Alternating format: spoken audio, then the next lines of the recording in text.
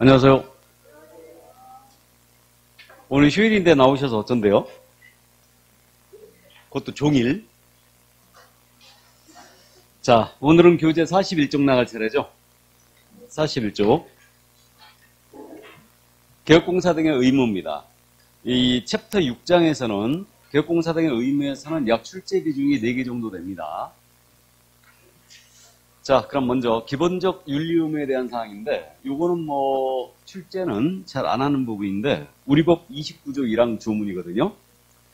개혁공사 및 소속공사는 전문 직업으로서 지내들 품위를 유지하고 신의 성실로 공정 중개를 해야 된다. 이렇게 돼 있어요. 이게 29조 1항의 조문입니다. 누가 이 의무를 부담하느냐만 지으면 되는데, 품위를 지킬 의무가 있는가에 개공과 소공이고요. 신의 성실로 공정 중개할 의무도 개공과 소공이 부담하는 의무죠. 자, 그러면 중개보조는 이런 의무가 없고요. 그래서 이제 품위라는 것은 전문 직업으로서 품격과 위엄을 얘기한다. 일반적으로 상식 있는 태도라고 이해하시면 돼요. 다음에 신의 성실로 공정 중개할 의무도 이제 개공과 소공이 부담하는데, 신의 성실 원칙이 우리 법에도 명문이 있는 거예요. 그래서 이거 민법에만 있는 게 아니고 상대방의 신뢰를 저버리지 말고 뒤통수 치지 말고 공정하게 중개를 해줘라 이거예요. 그러니까 신의 성실 원칙은 사법관계 전반을 지배하는 대원칙이기 때문에 개공의 가장 기본적이고 본래적인 의무는 바로 신의 성실한 공정중개 의무를 들 수 있어요. 그래서 보조원은 이 의무를 부담하지 않는다는 걸 주의해 주시고요. 보조원은 왜 이 의무를 명시할 필요가 없었냐면요. 우리 중개보조원은 중개 업무 수행할 수 없죠. 그러니까 이런 의무가 필요가 없었던 거예요. 그럼 공동중개가 지금 많기 때문에 신의 성실이 나타난 모습을 잠깐 보면요. 갑의 개공은 A였고 을의 개공 B였거든요. 둘이 협력을 할 계약을 성사시킵니다. 이때 A와 갑은 중개계약 당사자예요. 그러니까 당연히 신의 성실로 공정중개해줘야 되고, 요 A가 을에 대하여는 위탁관계가 없죠. 그럼 을에 대하여는 신의 성실 의무가 없느냐? 있다 없다? 있다라는 게 우리 판례고요. B 역시 을에 대하여 신의 성실 의무가 있고요. 자신과는 위탁관계가 없지만 자신의 의리인과 거래하게 되는 갑에 대하여 신의 성실로 공정중개해주래요. 그래서 대법원이 이렇게 이제 해석을 하는 바람에 A, B가 공동중개했다가 을이 손해 입었잖아요. 그럼 A와 을 사이에는 위탁관계가 없는데 왜 A가 연대할 책임을 지느냐? 이 문제를 확실하게 해결해 줬죠. 그러니까 신의 성실을 다하지 못했기 때문에 위탁관계는 없지만 연대하여 손해배상 책임을 을에게 지게 되는 겁니다. 됐죠? 여기까지 이해해 두시고요. 자, 그 다음에 이제 그 선량한 관리자의 주의 의무가 나오고 있습니다. 그래서 이거는 명문이 있는 게 아니에요. 학설과 판례에 의하 인정된 의무임을 알 수가 있는데, 요 선량한 관리자의 주의 의무를 줄여서 선관주의 의무라고 부르거든요. 선관주의란 말은 통상의 주의력이다. 이 정도 이해하시면 돼요. 그래서 선관주의 의무가 우리 개공한테 인정이 되고 있어요. 그럼 인정된 근거는 뭐였냐면, 우리 부동산 중개계약은 민법상 계약 중에 위임과 유사하다는 게 우리 판례예요. 그래서 위임은 여러분들 시험법에 안 들어가 있죠 지금. 그래서 우리 부동산 중개계약은 위임과 유사하다. 이게 판례가 취하는 태도입니다. 위임은 사무처리 계약을 얘기합니다. 중개계약은 물건의 판매를 위탁하고 있어요. 그러니까 사무처리를 맡기고 물건의 판매를 맡기 때문에 둘이 구조가 비슷하다 이거예요. 그럼 이 위임에 있어서 사무를 처리하는 자, 이자를 수임이라 부르고 있죠. 수임인. 그럼 이자의 지위와 중개계약에 있어서 개공의 지위가 유사합니다. 그렇기 때문에 이 수임인은 민법상 사무 처리할 때 선량한 관리자의 주의를 가지고 사무 처리하게 돼 있어요. 그래서 개공 역시도 이 의무를 부담한다는 게 판례의 논리예요. 그래서 중개계약은 위임과 유사하기 때문에 수임의 지위는 선관주의를 개공 역시도 부담한다 이거예요. 그럼 이 선관주의 의무는 원래는 그겁니다. 구체적인 상황에서 자신이 속한 그룹의 보통 평균인들이 지내야 될 주의력. 이게 선관주의인데 통상의 주의력이라고 이해하셔도 돼요. 그럼 선관주의 정도가 어디까지냐 문제인데 이거 하나만 이해하고 계시면 됩니다. 자, 이 갑이 개혁공사 A한테 이거 내 아파트인데 팔아달라 하고 중개 의뢰하잖아요. 그러면 이자가 진정한 이 아파트의 소유자인지를 확인해야 되죠. 소유자 확인 방법에 있어서 선관주의가 확실히 나타납니다. 그래서 일단 등기상 증명서 떼봐야 되죠. 그리고 이자에게 신분증 달라고 해야 되죠. 그래갖고 둘이 일치가 됐는지 체크했어요. 주민증이나 운전면허증을 확인했더니 일치가 됐거든요.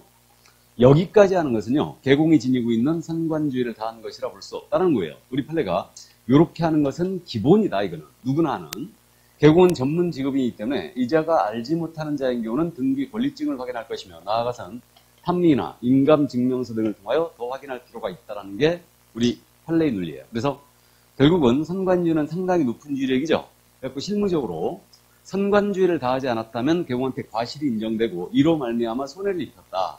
그럼 손해배상 책임으로 결국 연결되고 있어요. 그래서 손해배상 책임을 인정할 때 개공은 웬만하면 상관주의를 다하지 않았다는 그런 판결이 나오고 있습니다. 그래서 이거는 결국 손해배상 책임으로 연결된다는 거예요. 여기까지.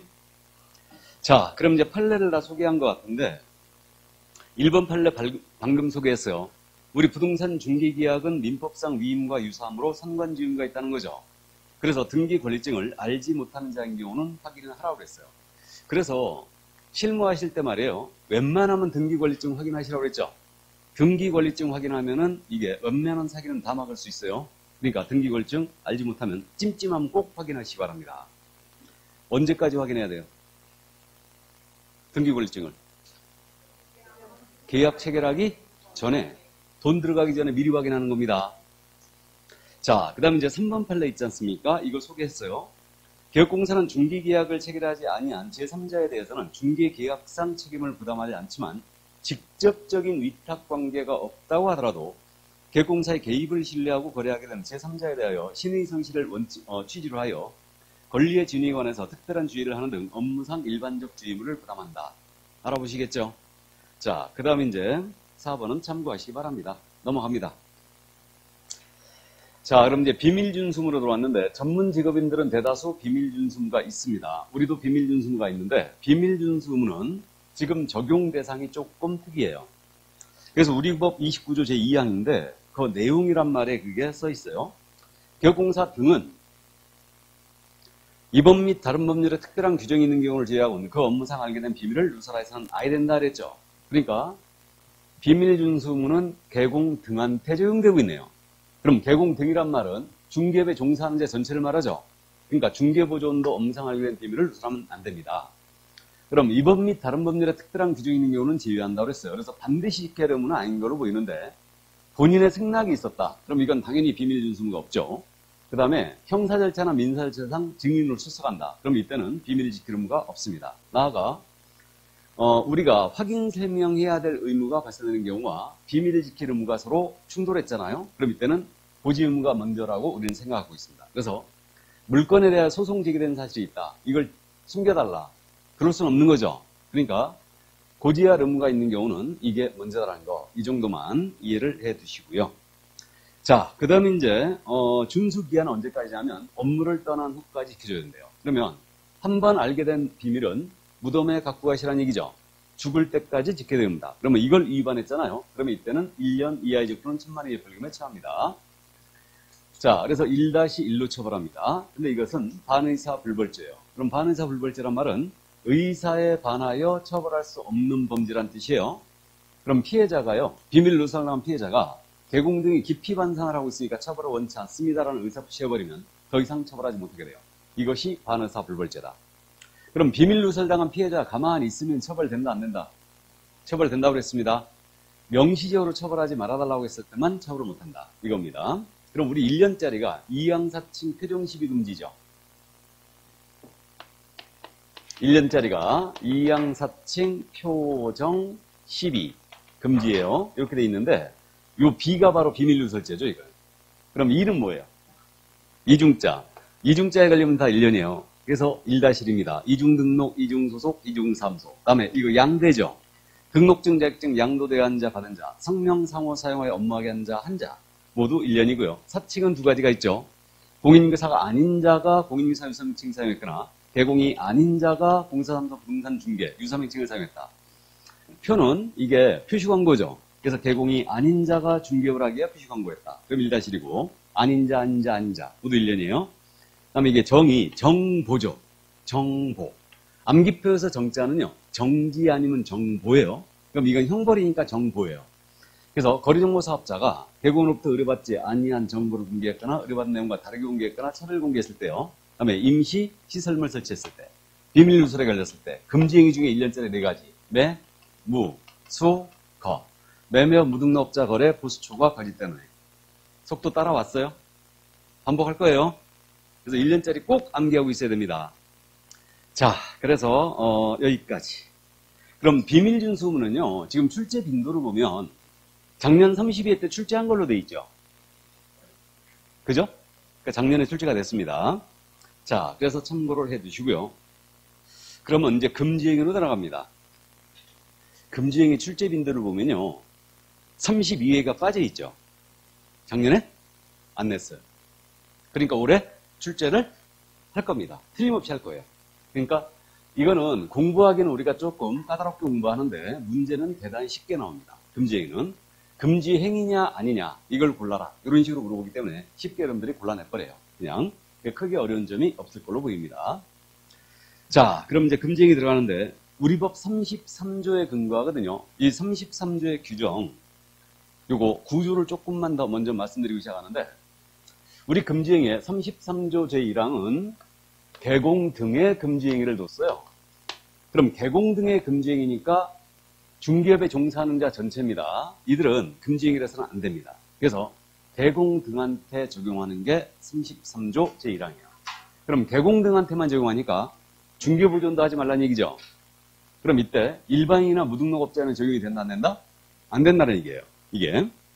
그러면 33조 1항이 개공 등의 금지행위니까 이거는 강력한 제재가 뒤따릅니다. 그래서 이제 이거는 제재를 우리가 기억해야 되기 때문에 두음자를 따서 암기해 버리는데 일단 개공이 금지행위 중에 한 가지를 위반했잖아요. 그럼 행정처분으로서는 등록을 취소당할 수 있습니다. 그걸 저는 임의적 등록 취소라고 본다고 했죠. 그러니까 9가지 금지행위가 나열되어 있는데 이것 중에 한 가지를 개공이 위반하면 등록 취소할 수 있어요. 만약에 소공이 9가지 중에 한 가지를 했잖아요. 소공은 자격 정지예요. 그래서 이거 주의하셔야 되고 그 다음에 이제 형사처벌 때문에 두음죄를 딴 건데 우리가 방금 전에 했습니다. 개공 등의 금지행위로서 1호에서부터 4호까지 있잖아요. 이게 뭐냐 하면 1호에서 4호까지가 바로 매무수거예요. 여기에 걸리면 1-1입니다. 이렇게 되고요. 5호에서 9호까지 여기까지는 이게 혹시 기억나세요? 증직, 투시단. 그죠? 증직, 투시단이요. 증서중개, 매매업, 직접거래, 쌍방대리, 투기주장행위, 시세교란행위, 단체구성, 중개제한행위예요. 그래서 이것은 질서 문란의 우려가 있기 때문에 3-3으로 처벌한다. 이렇게. 그래서 이제 형사제재가 뒤따르고 있다는 거 이해를 해 두시고요. 자, 그 다음에 이제 우리 뒤에 있는데 이 부분은 그냥 들어만 두십니다. 우리 개공 등에 대한 금지행위가 있어요.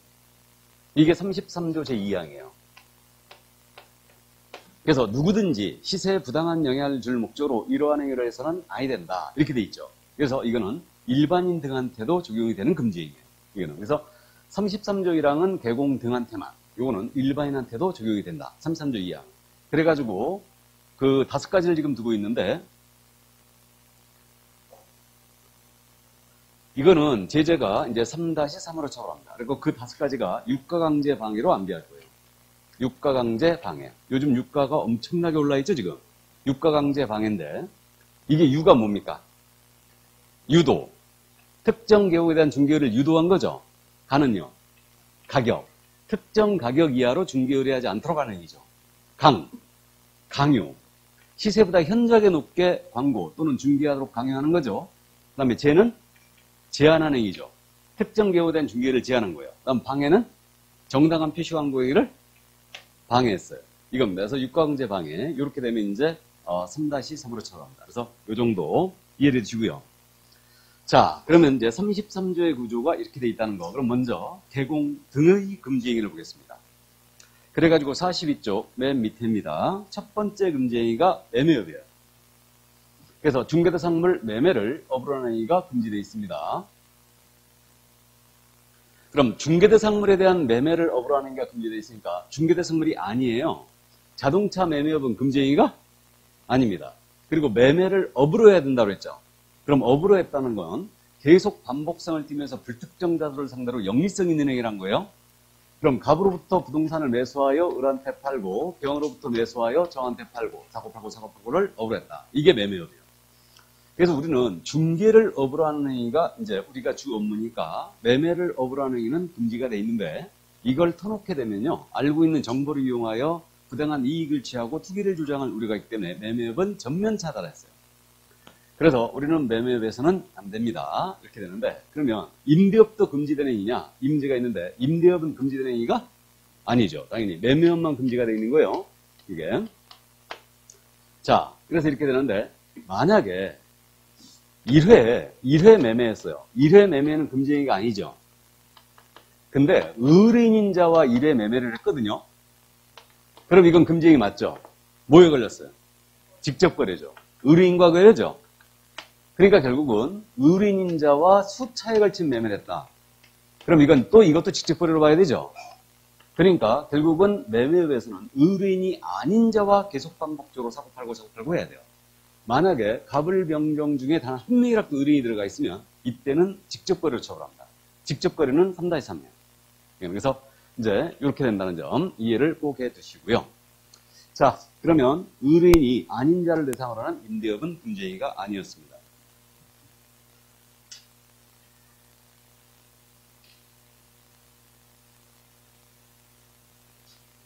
자, 그럼 매매업 가볍게 이해를 해두시고요. 그럼 이제 두 번째 금지행위로 넘어갑니다. 43쪽이에요. 무등록 중개업자와의 거래. 제목이 이렇게 붙어 있는데 무등록 중개업자임을 알면서 그를 통하여 중개 의뢰를 받거나 그에게 명의를 이용하게 하는 거예요. 그래서 크게 어려운 점이 없습니다. 그러면 무등록 중개업자임을 알아야 된다고 했어요. 대변자가 알면서 이자를 통하여 중개 의뢰를 받거나 그에게 자신의 명의를 이용케 하는 행위예요. 두 가지가 다 금지되어 있는데 그럼 무등록업자를 통하여 중개 의뢰를 받다는 행위는 금방 알아봅니다. 중개대상물을 소개를 받는 거예요. 개공이 이때 소개받는 과정에 무등록업자를 통하면 안 된다는 얘기죠. 이 얘기예요. 그러니까 무등록업자를 통하여 중개 의뢰 받는 순간 이건 금지행위가 된 거예요. 이 물건에 대한 거래 성사 여부는 따진다 안 따진다? 안 따진다. 그죠? 이렇게 되고 그 다음에 이자에게 명의를 이용케 했다. 그럼 갑을 간의 거래를 무등록업자가 소개했어요. 계약서를 써줘야 되는데 자신의 입을 넣어줄 수 없으니까 A의 명의를 빌리는 거죠. 그래가지고 A가 여기다 명의를 넣어주는 거예요. 이거 쓰지 말라니, 이거 하지 말라니. 그래서 무등록업자의 거래 활동을 도와주지 말라 이런 뜻입니다. 근데 대전제는 알면서 해야 된다고 그랬죠. 그럼 무등록업자와 거래했다 걸리게 되면 어떻게 하시라고요? 몰랐다라고 오리발을 사정없이 냅니다 그랬습니다. 그래서 이 정도. 그래가지고 이게 실무적으로 보면요. 부동산 쇼핑하러 다니는 분들이 있다고 그랬죠. 부동산을 쇼핑하러 다니는 분들이 있어요. 그야말로. 그러니까 부동산을 재미삼아 사는 거예요. 이런 분들이 있어요. 그러니까 자기네들끼리 모여다니죠. 이게. 몰려다녀요. 그래서 어디가 좋대. 그러면 쫙 가고 같이 사는 거예요. 이렇게. 그러니까 이제 그런 분들이 있는데 그러면 이분이 거기 대표야. 그 부동산 쇼핑하러 다니는 사람들의 대표입니다. 그럼 이분이 계약서를 써야 되잖아요, 그러면. 맞잖아요? 그럼 지속적으로 이제 소개를 하는 거죠. 소개를 하면, 손님을 소개를 하면은 중개사무소에서 거래를 시키고, 요거 소개한 손님한테 일정한 금액을 줍니다. 줘요. 손님 붙이면은 손님 소개해주면 줘야 되겠죠? 웬입이 어딨어. 그러니까 줍니다. 그럼 이분이 지속적으로 손님을 소개하고 보수를 받았다. 수수료를 받았다. 그러면 이거 무등록 중개업 아니에요, 그럼? 맞죠? 그럴 가능성이 커집니다. 이거죠. 무등록업자임을 알면서 그를 통하여 중개 의뢰받고 있잖아, 지금. 맞죠? 이런 질문이 올라왔더라고요. 이런 경우 처벌 대상 아닙니까? 그럼 이건 지속적으로 받아왔다면 무등록 중개업이 맞다. 그리고 이것을 개공이 계속 계약서를 썼다면 이건 무등록업자임을 알면서 명의를 이용케 했거나 이를 통하여 의뢰받은 경우에 해당한다. 그럴 여지가 있는 거죠. 그래서 그럼 해결 방법이 뭐냐?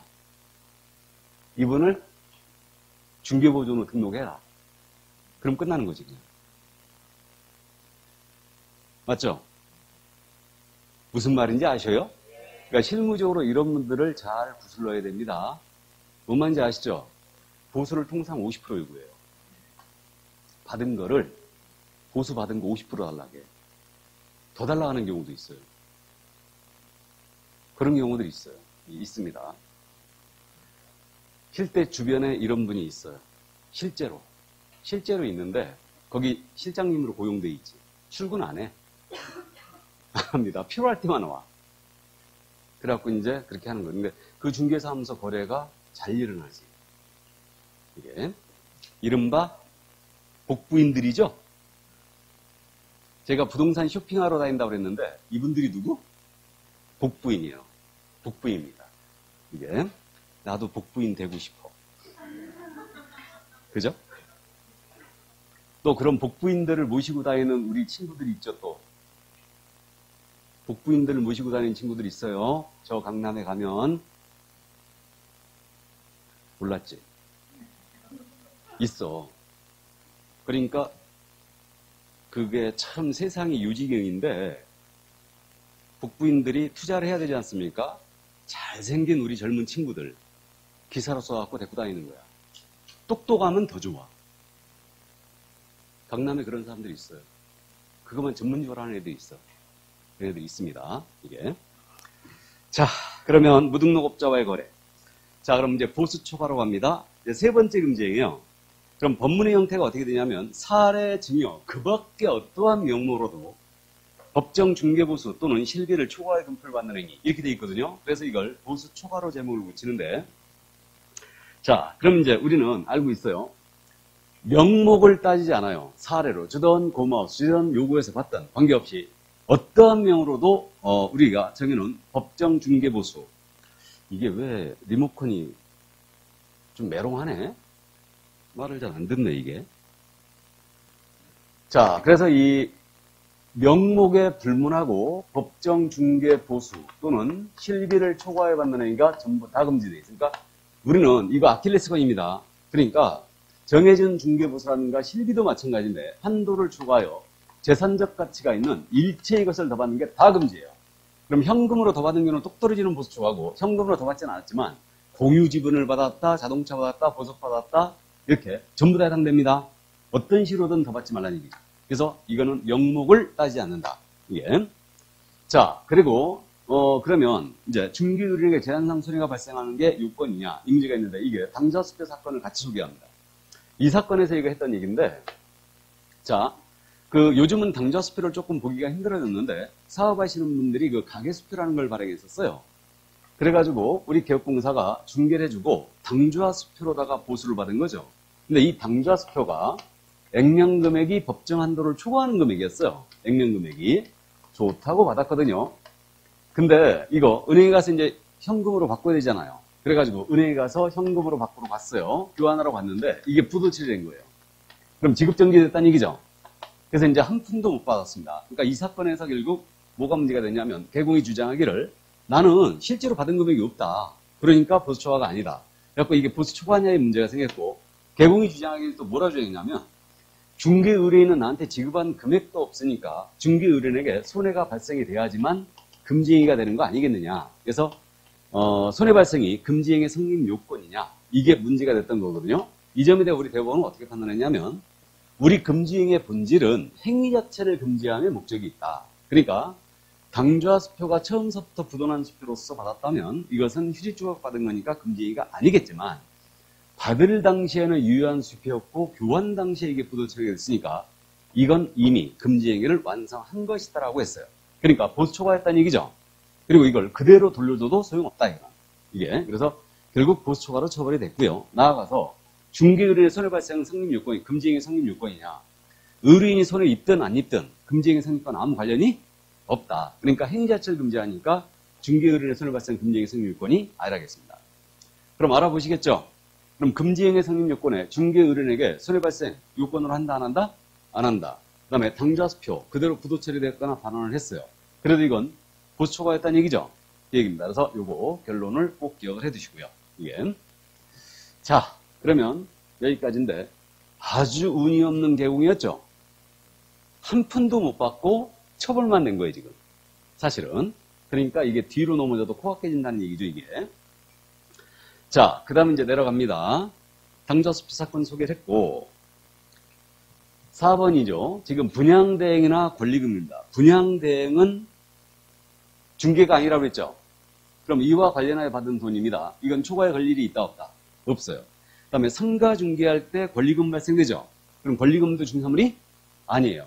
그러면 아무리 많은 보수를 받아도 이건 초과에 해당될 일이 없다는 얘기예요. 근데 이것을 시험에서는 장난을 치더라 이거예요. 예를 들어서 상가에 대한 분양을 대행해주고 상가에 대한 분양을 대행해주고 상가에 대한 중개 보수의 한도를 초과하여 받는 행위 이렇게 한 거예요. 이거 장난친 거죠 지금. 실제 기출에서 이렇게 냈는데 상가에 대한 분양을 대행해주고 상가에 대한 중개 보수의 한도를 초과하여 받는 행위 이거 금지행위 아니에요. 아니죠. 그러니까 분양대행에 대한 대가라는 얘기죠. 그러니까 이런 식으로 장난을 치기 때문에 이거 속지 말아야 됩니다. 그러니까 분양대행 딱 뜨면은 이건 아니다 라고 이해하시면 되고요. 자, 그 다음 이제 택지를 조성하여 분양하는 사건 나왔죠. 6번인데 지금 여러분들 교재 6번. 이게 택지 조성 분양 사건이거든요. 요거 한 번도 안 물어봤기 때문에 이해만 해 두시는데 이 사건이 그거였습니다. 자, 이 토지가 있어요. 이 토지가 있는데 이 토지의 소유자가 갑이었거든요. 이 갑이 갖고 있는 토지를 우리 중개인이었죠. 정확하게 이분이 매수를 합니다. 매수하면서 조건을 어떻게 달았냐면 내가 이거 사가지고 포크레인 들어가지고 형질을 변경하겠다. 형질 변경이 뭔지 알죠 이제? 지목 변경이지 이게. 그러니까 포크레인에서 갈아엎겠다. 이거를. 그래서 토지를 택지로 조성하겠대요. 택지로. 그런 다음에 이걸 분할해요. 분할한 다음에 하나하나 내가 분양을 한다. 그리고 분양하는 족족 대금이 들어오면 확정금을 토지대금으로 지급하겠다. 지급하고 나머지 차익을 내가 모두 갖는다. 이게 택지 조성 분양 사건이었어요. 이게. 이 사건에서 문제가 됐던 게 뭐냐면 갑으로부터 개공이 토지를 매수했죠. 그럼 이게 의뢰인과의 직접 거래냐? 이게 문제가 됐고 또 하나는 지금 확정금 지급하고 나머지 차익은 모두 개공이 가졌죠. 이게 과연 보수 초과냐? 이게 문제가 생겼던 거예요. 이게. 이 점에 대해 우리 대법원은 어떻게 판단했냐? 갑과 개공사에 체결된 계약의 내용을 보건대 이건 민법상 위임 또는 도급. 도급은 이제 건설공사 계약이라고 이해하면 되는데 그래서 위임, 도급 이거 복합적인 성격을 띈 계약이다. 그러니까 결국은 복합적인 성격을 띈 계약이기 때문에 이건 중개로 볼 수 있다 없다? 없다라는 얘기죠. 그럼 답 나왔어요 이제. 그러면 중개로 볼 수 없으니 이 갑은 중개 의뢰인이 아니란 얘기예요. 그러면 직접 거래는 의뢰인과의 거래죠. 그러니까 직접 거래 아니라고 그랬죠. 그래서 이 사건에서 그 얘기를 했던 거예요. 직접 거래가 되기 위해서는 이 갑이 중개 의뢰인이어야 된다. 중개를 의뢰한 자라는 점이 전제해야 되고 그 의뢰한 자와 부동산에 대하여, 중개사물에 대하여 이렇게 매매교환 임대차와 같은 직접 상대방이 돼야 된다. 이렇게 판단했어요. 그래서 이거는 직접 거래 아니라고 그랬죠. 그 다음에 이거 그럼 중개가 아니니 이에 대한 보수 아무리 받아도 이건 초과에 걸린다 안 걸린다? 안 걸린다는 얘기죠. 그래서 결국은 그렇게 이해하세요. 토지를 택지로 조성하여 분양을 해주고 어쩌고 저쩌고 나온 거예요. 그럼 이거는 직접 거래도 아니고 보수 초과도 아니었죠. 무죄 사건으로 기억하세요. 무죄 사건. 이건 무죄였다. 이거는 자, 그래서 이제 그 정도 여기까지. 이게 바로 보수 초과에 관한 내용이었습니다. 자, 그러면 이제 보수 초과에 대한 내용을 다 봤고요. 이제 네 번째 금지행위. 거짓된 언행으로 중개 의뢰인의 판단을 그치하는 행위예요. 그래서 제목을 저는 거짓된 언행으로 붙이는데 이게 법문이 어떻게 되어 있냐면 중개대상물의 거래상 중요 사항에 관하여 거짓된 언행, 그 밖의 방법으로 중개 의뢰인의 판단을 의식하는 행위. 이것이 바로 네 번째 금지행위예요. 그럼 거래상 중요 사항이 뭐냐? 이게 문제인데 거래상 중요 사항은 일반적으로 확인 설명 사항입니다. 이게 바로 거래상 중요 사항으로 보고 있죠. 잠시 후에 공부할 거예요. 그러면 이 확인 설명 사항 10가지가 있는데 모두가 당연히 거래상 중요 사항이 되는 건 아니라고 보이고요. 이 정도는 중요해야 돼요. 의뢰인이 이 사실을 알았더라면 거래를 하지 않았을 정도로 중요해야 돼요. 이러한 사실에 대하여 거짓말했다. 그러면 이제 처벌이 될 수 있다는 얘기죠. 그러면 대표적인 게 이런 거 있지 않습니까? 물건에 소송이 제기된 사실을 숨긴 거예요. 거래상 중요사항 맞죠? 그러니까 단순히 침묵도 거짓말이 될 수 있다는 얘기예요. 이 얘기고 전형적인 유형으로서 개발 계획이 없음에도 불구하고 있는 것처럼 고지하여 거래시키는 게 전형적인 유형이죠. 거짓된 언행입니다. 이렇게 되고 우리 판례는요. 그 1번 판례 있죠 지금. 거래상 중요사항에는 물건 자체에 관한 사항뿐만 아니라 그 중산물의 가격 등에 관한 사항도 포함될 수 있다라고 돼 있죠. 그러니까 가격에 대한 정보도 포함될 수 있다라는 게 우리 판례였어요. 이게. 그래서 이제 하급심 판결을 보면요. 시세 정보 있죠, 시세. 시세를 그르치게 한 거 있죠. 이거 전부 다 사기를 쳐버렸습니다, 이거. 그래서 시세도 거래상 중요사항이 될 수 있어요. 그럼 예를 들어서 이 아파트 32평의 시세가 10억이에요. 10억입니다. 그럼 시세가 10억인데 매도인한테는 얼마라고 얘기합니까? 시세가 10억이면 매도인한테는 9억 5천? 그럼 매수인한테는 매수인한테는 10억 5천? 아니, 시세가 10억인데 왜 9억 5천, 10억 5천이 나와요? 10억이라 해야지. 그러니까 사기꾼이 하는 거예요. 그러니까. 이게. 그러니까 이제 우리가 원만한 거래를 위해서 약간의 하얀 거짓말을 좀 하죠. 그러니까, 일단은 시세가 10억이다. 그럼 이게 9억 5천 정도 얘기하면 이건 사기로 갈 수 있어요. 잘못하면. 물론 시세가 정확한 건 아니지만, 물건에 따라 이제 다양하지만, 어쨌든, 10억 정도 되면 이제 글쎄요. 9억 5천에서 10억 5천 사이? 이 정도 될 겁니다. 그러니까, 이거는 이제 손님에 따라 약간의 차이는 좀 있습니다. 그래갖고 이제, 10억에 거래시켜주고 아주 비싼 값에 잘 판 것처럼 해갖고, 뜯어내야 되죠. 그게 능력 있는 개공이지. 이게. 어쨌든 좋습니다. 그래서, 가격에 대한 정보도 포함될 수 있다는 걸 이해를 해 주시고요. 나머지 이제 그 2번 판례. 중개인 등이 서로 짜고 매도 의뢰 가격에 비하여 무척 높은 가격으로 중개인에게 부동산을 매도하고 그 차액을 취득한 행위는 거짓된 언행에 해당한다. 알아보시겠어요? 그 다소 의뢰인한테 비싼 값에 팔았다에 금지가 된 거 아니죠? 근데 짜고 쳤다는 데 문제가 있는 거예요, 지금. 그래서 이게 바로 이제 2번 당연히 금지행위 거짓된 언행이었고요. 그 다음에 그 3번 판례는 그거 아닙니까? 임야가 개발 제한 규격으로 묶였어요. 그러니까 살려는 사람도 없고 거래도 한산해지고 있는 거예요. 근데 이 임야를 사면 내가 고가로 다시 바로 되팔아주겠다. 이런 식으로 기만하기. 거짓된 언행 맞죠? 이것의 유사사리가 그거 아니에요? 이 토지 사면 내가 1년 내 2배로 팔아줄게. 이거죠. 그죠? 그래서 이런 것들 거짓된 언행 사례들 가볍게 이해만 해주시기 바랍니다. 그럼 통상적으로 중개의뢰인한테 거짓말을 하게 되면 중개의뢰인이 손해입을 게 거의 분명하죠. 그럼 중개의뢰인의 손해발생은 금지행위 성립 요건이다 아니다? 요건이 아니다. 이거는 그래서 이렇게 거짓된 언행을 하여 중개의뢰인 손해까지 입혔잖아요. 그러면 이때는 형법상의 범죄로 봐요. 이게 형법상 무슨 범죄예요? 이게 사기 아닙니까? 타인을 기망하여 재물을 편취한 행위죠. 그러니까 이건 사기로 가요. 사기는 훨씬 죄가 더 커져요. 거짓된 언행은 우리 법에 따르면 1-1이거든요. 근데 사기에 걸리잖아요. 사기는 10년 이하의 징역이에요. 10년 이하의 적도는 2천만 원의 벌금에 처합니다. 그래서 사실은 여기에 걸리면 실무적으로 전부 다 사기로 가요. 의뢰인이 손해입을 것이 거의 분명하거든요. 그래서 일단 이 정도. 우리 사기 조심해야 되죠. 예. 자, 그래서 여기까지가 1년짜리 4가지였습니다. 매매업, 무등록업자의 거래, 보수 초과, 거짓된 언행, 매무, 수거 1년이었습니다. 이게. 자, 이제 44쪽으로 갑니다. 여기서부터는 이제 3년짜리 징역사유예요. 다. 그래서 질서문란의 우리가 있기 때문에 이제 3년짜리 징역사유 5번째 금지행위입니다. 증서 등의 중개 매매업 이렇게 제목이 붙어 있는데 법문의 형태가 어떻게 되냐면 관계 법령에서 양도, 알선 등이 금지된 부동산의 분양, 임대 등 관리는 증서 등에 대하여 매매 교환 등을 중개하거나 그 매매를 업으라는 행위. 그러니까 두 가지 행위가 다 금지되어 있어요. 증서 등에 대하여 중개를 해서도 안 되고 사고 팔고 매매업을 해서도 안 된다는 얘기죠. 둘 다 금지가 되어 있는데 그럼 여기서 핵심 포인트는 증서가 뭐냐 이게 이제 문제가 되는 건데 이것이 여러분들이 주택법 시간에 주택공급질서 교란행위를 공부하거든요. 그럼 주택공급질서 교란행위에서 나오는 게 바로 증서다.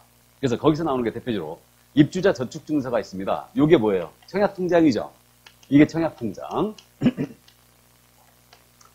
그 다음에 주택상환사채가 있죠. 요즘 이거 보기 힘든데 나중에 회사채인데요. 나중에 주택으로 받을 수 있는 이거 회사채. 이게 주택상환사채예요. 이거 대표적인 증세고 또 철거 예정자 확인서, 이주대책 대상자 지위 확인서, 무허가 건물 확인서 이런 것들이요. 이게 전부 다 증서다. 요걸 실무에서는 뭐라고 그런다고 했어요? 딱지. 이게 딱지치기 하지 말라는 얘기라고 그랬죠, 이게? 그래서 이런 딱지에 대해 중개를 해서도 안 되고 매매업을 해서도 안 된다. 이 얘기인데 이게 물론 거래가 되는 거라면 상관없습니다. 근데 관계법령에서 양도할 수 있는 게 대다수 금지가 돼 있죠, 이게. 그래서 주택법에서 이제 금지하고 있는데 그러면 갑이 1순위 통장을 갖고 있는 거예요. 이 통장을 을한테 팝니다. 이 거래 소개하지 말라는 얘기죠. 나아가 이러한 딱지를 사서 팔고 이거 안 된다. 이게. 매매업도 안 된다. 그래서 여기에 걸리게 되면 이때는 이제 3-3으로 처벌합니다. 근데 우리 아파트 분양권이 있습니다. 이건 증서가 아니라고 그랬죠. 중개대상 물이죠. 이건 중개상 물입니다. 그러니까 아파트 분양권은 여기서 말하는 증서가 아니다. 이렇게 되고 상가 분양계약서를 가까우리 사고 팔았어요. 이게 증서냐의 문제가 됐는데 이 분양계약서는 매매계약서일 뿐 상가에 대한 매매계약서에 불과할 뿐 여기서 말하는 증서로 볼 수 없다라고 했어요. 그래서 이건 증서가 아니라고 했습니다. 그래서 이 점 또 이해를 해두시고요. 자, 그래서 거기 판례가 지금 쓸려 있는데 그 상가의 전부를 매도할 때 사용하라고 매각 조건 등을 기재하여 인쇄해 놓은 양식에 매매대금과 지급기일 등 해당 사항을 기재한 분양계약서는 이게 상가의 분양계약서죠. 이거는 매매계약서에 불과할 뿐 여기서 말하는 분양임대 등 관련 증서라고 볼 수는 없다라고 한 게 우리 판례였습니다. 자, 그럼 거기까지 이해해 두시고 이제 6번째 금지에는 들어갑니다. 직접거래 쌍방대리가 금지되어 있어요. 그래서 제목을 이제 직접거래 쌍방대리를 붙였는데 중개의뢰인자와 직접거래 행위가 금지가 돼 있죠. 이게 그래서 이제 이 중개의뢰인과의 직접거래는 중개를 의뢰한 자라는 점이 전제가 돼야 돼요. 전제가 돼야 되고 이 중개를 의뢰한 자와 중개대상물입니다. 중개대상물에 대하여 개공 등이 거래를 했다. 그럼 이게 직접거래예요. 그럼 이 거래의 범죄는 매매, 교환, 임대차 등뿐만 아니라 저당권, 설정계약, 제어권, 설정계약, 권리득실 변경이 다 들어간다는 얘기죠. 그러니까 어떤 식으로든 의뢰인과 거래하지 말라는 얘기죠. 그래서 이자에게 피해줄 우려가 있기 때문에 이 중개사물에 대하여 의뢰인과 거래하지 말라는 얘기예요. 그러면 이거 중개대상물이 아닙니다. 의뢰인 소유의 중고자동차를 우리 보조원이 매수했다. 이건 직접거래 아니죠. 이렇게 되는 거고. 그러면 이게 횟수를 따지느냐? 횟수 안 따집니다. 그럼 의뢰인자와 1회 계약에도 이거는 직접거래라고 했죠. 또 목적도 따지지 않습니다. 그러니까 실제 거주할 목적으로 임대차 계약을 했다. 그래도 이거는 직접거래예요. 그래서 이거 횟수 이런 거 안 따집니다. 그다음에 중개 보수를 받고 하든 안 받거든 따진다 안 따진다? 안 따진다. 그러니까 어떤 식으로든 의뢰인과 거래하지 말라는 얘기입니다.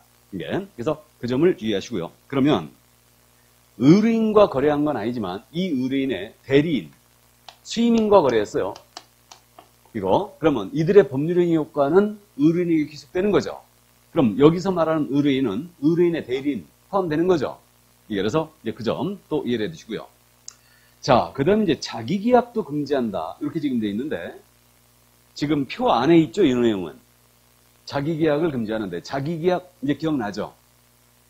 우리 민법 시간 공부했습니다. 그럼 자기계약은 대리인의 신분을 가진 자가 거래 상대방의 지위를 겸하는 거죠. 이게 자기계약이에요. 대리인이자 거래 상대방이 되는 거예요, 이거. 그러니까 이 얘기죠, 이게. 갑이요, A한테 아파트 팔아달라고 중개 의뢰를 합니다. 그러면서 대리권까지 수여했어요. 그럼 A가 개공이 의뢰인의 대리인이 된 거죠. 물건 보아하니까 싸고 좋았다는 얘기죠. 사버린 거예요. 이게 자기계약이다. 그러니까 대리인의 신분을 가진 자가 거래 상대방의 지위를 겸한 겁니다. 그럼 민법상 자기계약 원칙적으로 금하고 있죠. 한 이자의 동의가 있으면 허용이 되고 있죠. 우린 동의불문 이거 금지행위야. 어디에 걸린 거다? 결국은 직접거래예요. 의뢰인 소유의 부동산을 내수한 거예요. 그러니까 이거는 직접거래입니다. 그래서 이제 그 점 이해주시고. 자, 그러면 이제 거기 그 44쪽에 판례가 지금 거기 동그라미 1번 있죠. 직접 거래가 되기 위해서는 먼저 중개인이 중개 의뢰로부터 중개 의뢰를 받았다는 점이 전제가 돼야 되고 중개인이 중개 의뢰로부터 의뢰받은 매매교환 임대차 등과 같은 권리의 득실 변경하는 행위에 직접 상대방이 되는 경우를 말한다. 이게 택지조성 분양 사건에서 했던 얘기예요. 이게 직접 거래 개념이었습니다. 그러니까 의뢰한 자란 점이 전제가 돼야 되고 이자와 중개대상물에 대하여 직접 상대방에 대해 거래하는 거예요. 이게 바로 이제 직접 거래다. 그리고 2번 설명했어요. 여기서 말한 중개 의뢰인은 대리인, 수임인 포함이라고 했죠. 말씀드렸고요. 자, 이제 요거 그 3번 판례 엄청 잘 묻는 판례인데 요것도 이제 우리가 너무 잘 알고 있습니다. 우리 개공이 상가 건물 한 채를 갖고 있는 거예요. 1층에 중개사무소 열었어요. 2층, 3층, 4층은 사무실 임대업을 하고 있는데 갑이 어느 날 찾아왔다고 그랬어요. 내가 사무실 새로 놓고자 한다. 3층이 비어있길래 마침 3층이 비어있어가지고 보여주고 임대차 계약을 합니다. 이거 똑 떨어지는 직접거래죠. 그러면 이거 피해가라고 그랬어요. 어떻게 피해가라? 옆집 B한테 얼른 가라고 그랬죠. 네 의뢰인이라 그러면 된다고 그랬어요. 이게. 그럼 갑은 B의 의뢰인이 됐고 A도 B의 의뢰인이 된 거예요. 그러면 다른 개업공사의 소개로 부동산을 매도하고 또 다른 개업공사의 소개로 부동산을 매수하는 행위는 직접 거래에 해당하지 않는다는 게 우리 판례예요. 이게. 그러니까 결국은 의뢰인 소유의 부동산을 산다. 내 부동산을 의뢰인에게 판다. 세를 놓는다. 그러면 다른 개업의 두 장이 필요하다는 얘기죠. 이렇게 하시기 바랍니다. 그래야 피해갈 수 있어요. 처벌을. 그래서 그렇게 해주시기 바랍니다. 나중에 이게 계약이 문제가 되면은 직접 거래가 엄청 커집니다. 그러니까 웬만하면 피해가시기 바랍니다. 이렇게. 자, 그럼 이제 4번 판례인데 직접 거래를 금지하는 규정은 효력 규정이다, 단속 규정이다? 단속 규정이다. 이게서 단속 규정이라는 게 우리 판례에 돼요. 그러면 만약에 의뢰인에게 내 아파트를 세를 놨다. 그 계약 자체는 유효한 얘기죠. 결국은 처벌받을 뿐이에요. 효력 규정이 아닙니다. 이거 꼭 해두시고. 자, 그 다음에 이제 5번 판례가 이제 최근에 나온 판례인데, 개업공사가 배우자의 명의로 중개 의뢰인과 아파트 전세 계약을 체결하는 직접 거래라고 해야 되죠, 지금? 그래서 그동안 우리는 지속적으로 있잖아요. 그랬거든요. 배우자와, 그러니까 부부 사이에서는 남편과 처는요, 재산상 법률행위 완전히 남이다. 이랬어요. 그러니까 국토부 유권에서도 배우자 물건을 의뢰인한테 파는 행위를 중개하는 행위는 직접 거래가 아닙니다. 이렇게 유권에서 그랬거든. 근데 이걸 뒤집는 판결이 나왔죠. 이게. 그래갖고 이 사건이 들여다보면 이제 그렇습니다. 그래서 저는 이 사건을 솔직히 이 판례를 지지할 수가 없어요. 솔직히. 근데 우리가 대학 강의가 아니니까 뭐 비판은 제가 자제를 하는데, 우리 시험에 대비니까 이제 고지고대로 기억을 해두는데, 우리 의뢰인께서요, 아파트 전세를 놓고자 의뢰를 합니다. 이게. 급했어요, 이 의뢰인이. 그래가지고, 나가시는 분한테 보증금을 빼줘야 되기 때문에, 시세보다 좀 낮더라도, 싸게 하더라도 바로 전세를 놔달라 이랬어요. 그래갖고, 근데 마침 우리 개공처가 있었죠. 개공이 처였습니다. 그래가지고 전세 아파트를 구하고 있었는데, 계약을 직접 해버리면, 이건 똑 떨어진 직접거래죠. 그러니까 이 처가 이제 남편 명의로 계약을 하는 거죠. 그래서, 남편 명의로 이제 계약을 의뢰인과 합니다. 이 거래를 개공이 소개한 거예요. 보수 받았겠죠? 보수 안 받았으면 내가 봤을 때 문제가 안 됐어요. 그러니까 이 이자가 남편이란 걸 얘기를 안 한 거지. 그리고 보수를 받은 거지. 이렇게. 그래갖고 결국은 이 사건이 대법원까지 갔어요. 그래갖고 이게 직접거래냐 문제가 된 거지. 찔러버렸다는 얘기죠? 여기서. 직접거래다고 찔러버린 거예요. 그러자 1심 판결 어떻게 되냐면 2심 판결 유죄. 이게 직접거래다. 그래갖고 벌금 500만 원 선고됐어요. 항소했겠죠? 2심 판결 갔어요. 2심에 가서 벌금 250만 원 깎였어요. 직접거래다. 3심 대법원. 대법원에서 이걸 확정시켰습니다. 벌금 250원. 직접거래라고 했어요. 대법원의 이유가 뭐였느냐? 자, 이건 둘은 부부관계에 있다. 그러면 경제적 공동체라는 얘기죠. 경제적 공동체. 그러면 이 남편이 계약을 했지만 이 거래를 소개한 거에 지금 계약을 했지만 그 이익을 누가 보고 있다? 처가 보고 있다. 그러니까 이건 직접 거래로 봐야 된다. 취지상. 내가 봤을 땐 말도 안 되는 판결입니다. 이거. 내가 봤을 때는. 이렇게 따지면요. 이거 한없이 드러날 수 있어요. 이건 형사처벌이 뒤따른 문제이기 때문에 엄격한 해석을 요구하는데 제가 보기에는 조금 무리가 있는 해석입니다. 근데 이제 우리는 문제를 낼 때 이제 배우자를 못 낼 거예요. 문제를 낼 때는 그럼 만약에 배우자로 나왔잖아요. 배우자의 명의의 부동산을 의뢰인에게 매각했다든가 배우자 명의로 계약을 했다든가 이렇게 나오면 모두 이건 직접거래로 하시라는 얘기예요. 아셨죠? 그럼 결국은 배우자는 그럼 직접거래를 지금 판단했기 때문에 문제를 낼 때는 그러면 인척이라든가 이런 걸로 내겠죠? 그럼 인척 소유의 부동산을 의뢰인에게 매각하는 것을 준비했어요. 이건 직접거래? 아니라고 그러죠. 그럼 대법원의 입장으로 따르면 인척과 같이 살고 있으면 이건 직접거래 볼 수 있어요. 맞죠? 가장 가까운 인척이 누구냐면 장인, 장모, 처제, 처남이에요. 그럼 처제를 데리고 살고 있는 거야. 그럼 처제 거를 의뢰인에게 팔았어. 이걸 내가 중개했어. 걸릴 수 있지. 이런 식으로 해석합니다. 이해되십니까? 물론 처제하고 가까울 일은 없지만. 자, 그래서 좋습니다. 어쨌든 배우자 명의로 그러면 계약을 하는 전세 계약을 하는 이건 직접 거래 해당이 금지됐다. 이 정도 이해해 두시고요. 자, 그러면 이제 직접거래 다 받고 이제 다시 표로 들어가서 쌍방대리 얘기가 금지돼 있죠. 그러면 쌍방대리는 잘 아시는데 양쪽을 다 대리한다는 얘기죠. 이거 안 된다는 얘기입니다. 그래서 그 갑을 간의 거래를 우리 개공 A가 소개하는데 계약서를 쓰게 됐는데 갑자기 갑이 격리를 당하니까 못 나온다. 그래갖고 대리권 수여했고 을 역시 지방 출장 가서 못 나온다. 대리권 수여했어요. 혼자서 북지구 장국지에 다 한 거죠. 이게 쌍방대리다.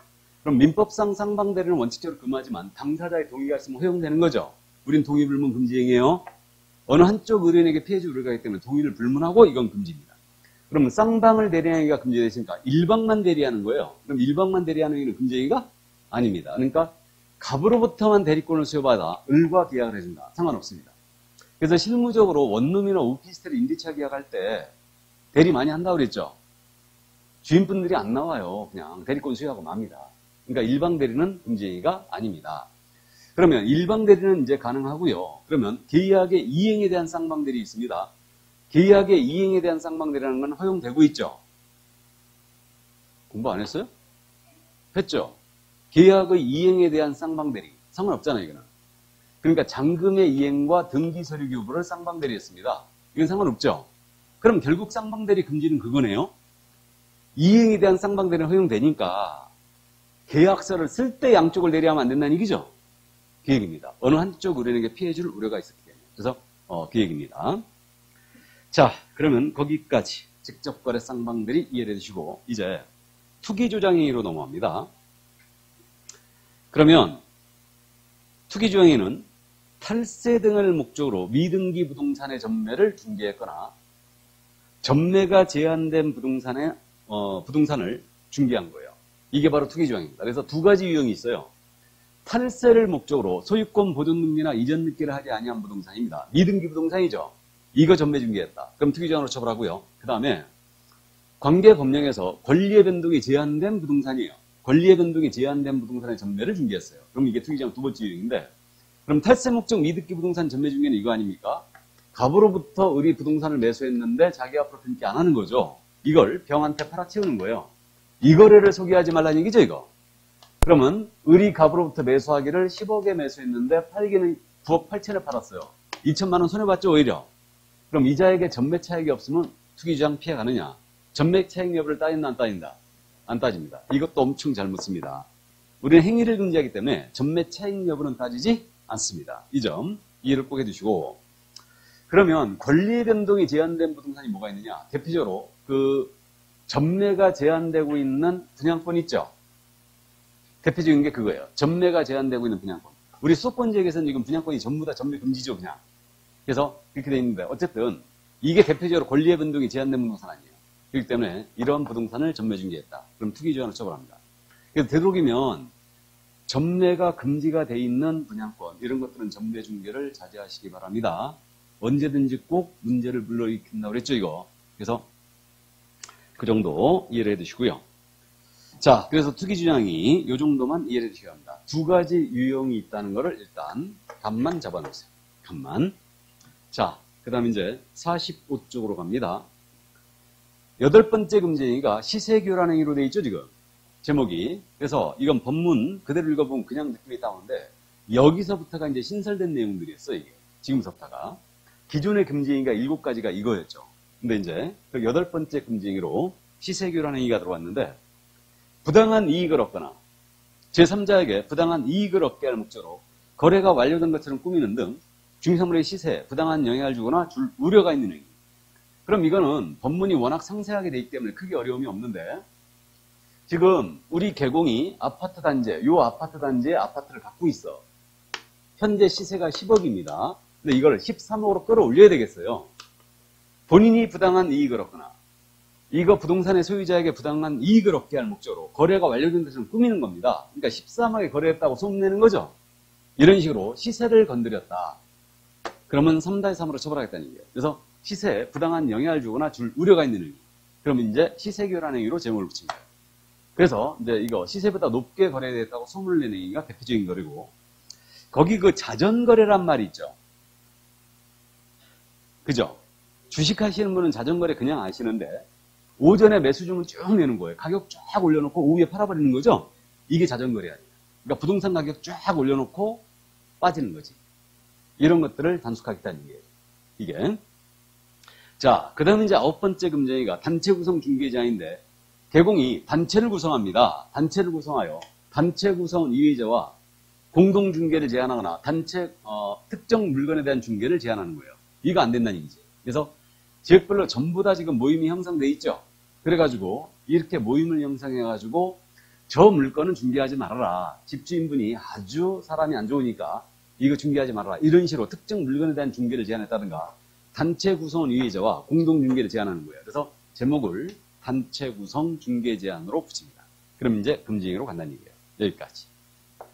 그래서 지금 9가지 금지행위가 개공등의 금지행위를 이제 다 봤어요. 그러니까 이게 매매업, 무등록업자와의 거래, 보수 초과 거짓 변환 행위였죠.